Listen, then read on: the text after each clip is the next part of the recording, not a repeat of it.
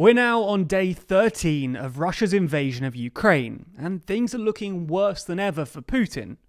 Russian casualty numbers are steadily increasing, the West is sending more arms to Ukraine, and Putin's invasion seems to have stalled almost altogether. So in this video, we're going to be trying our best to explain why things are going so badly for Putin, and where things might go next from here.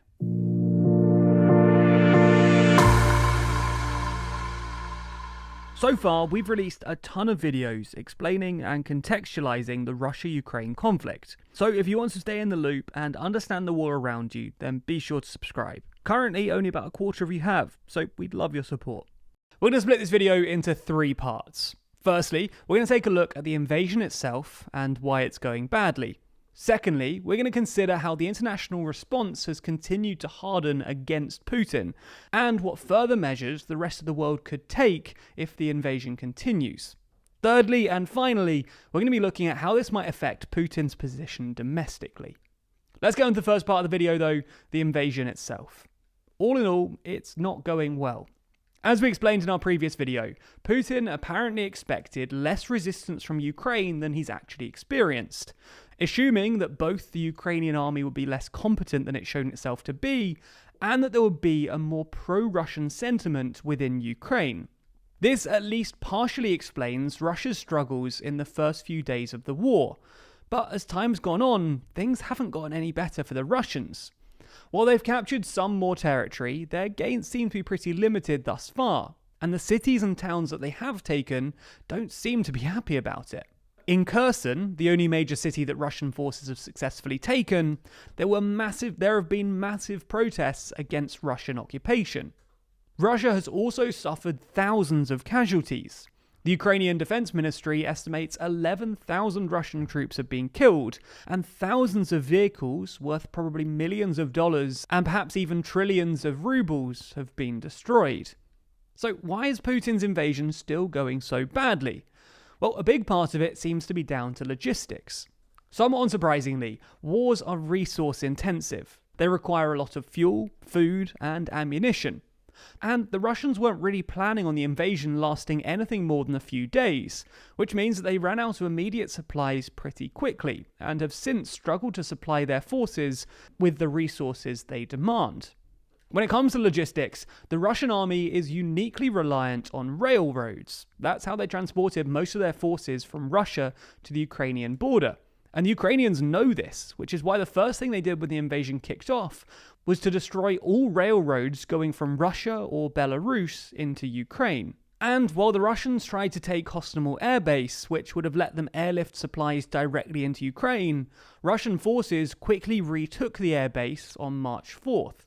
All of this together means that when the invasion took longer than expected, and the Russian army ran out of supplies, the Russians were reliant on trucks for food and supplies. Now, there's a few problems with this. For starters, Russia just doesn't have that many trucks. In total, the Russian army has about 4,000 specialized trucks, which might sound like a lot, but it's pretty miserable by international standards.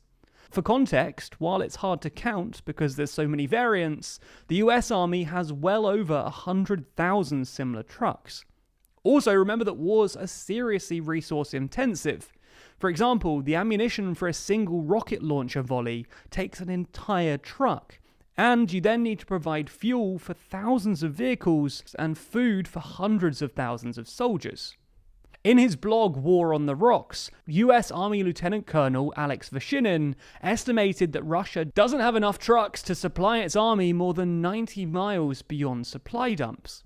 Furthermore, the trucks that the Russians do have aren't in great condition. Unsurprisingly, military vehicles require a lot of maintenance, and the fact that many of them are falling apart on the Ukrainian roads suggests that the Russians have been pretty lazy about truck maintenance. Ukrainians also know this, which is why Ukrainian forces have been targeting Russian fuel trucks.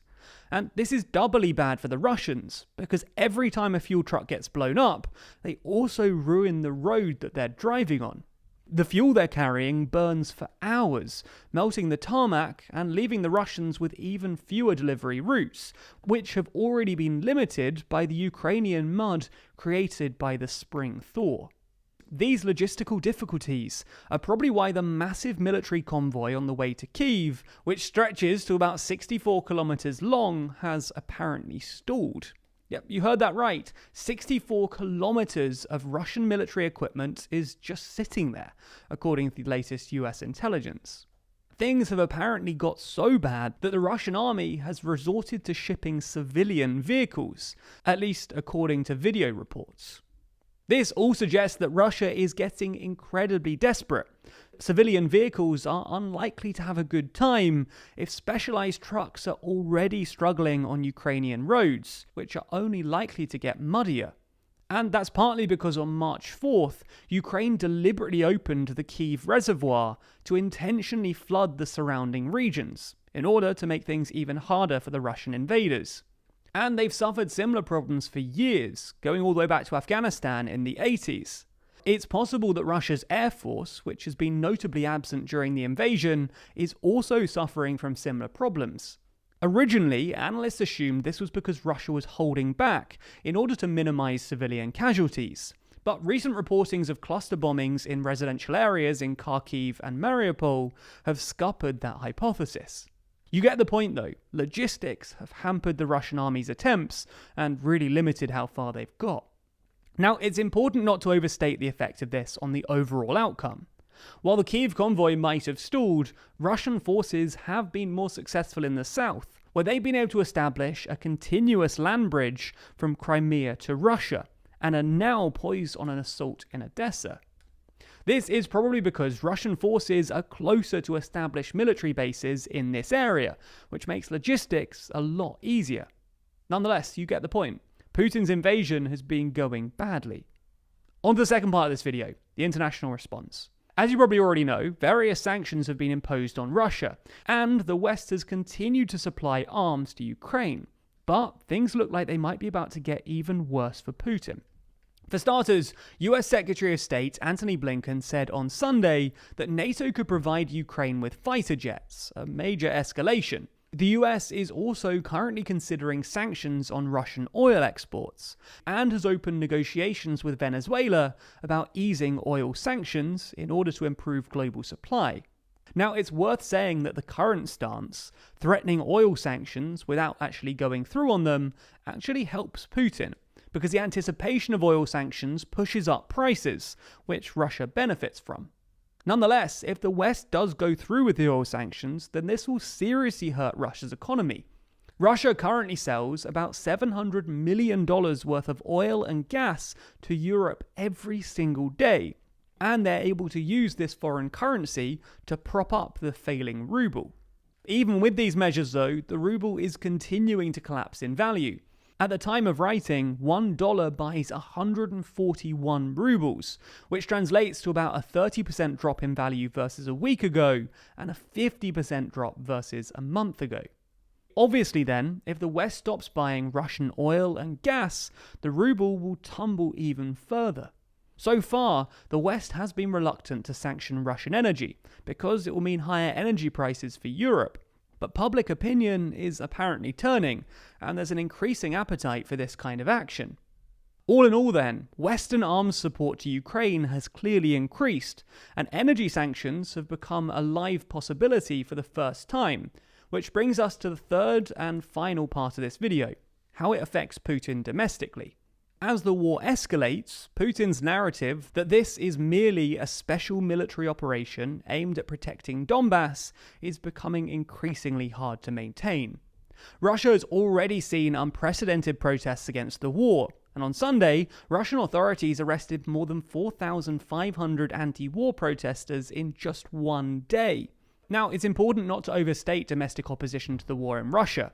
Recent polling found that 60% of Russians blame NATO for the conflict, and only a third of Russians actually opposed the war. But nonetheless, these numbers are worse than usual for Putin. But as the Russian economy collapses and body bags keep coming back, it's possible that public sentiment will turn. So that's the video. Things are still going badly for Putin, and domestic support for the war certainly isn't unanimous. If you do want more updates on issues like this, then be sure to subscribe to the channel. Not only do we appreciate your support, but with only about a quarter of you subscribed thus far, you could be missing out on further explainers and updates. So be sure to subscribe to better understand the war and the world around you. Special thanks to our Patreon backers who make videos like this one possible. And if you want to see your name at the end of videos, then you too can back us on Patreon. The link to that is in the description.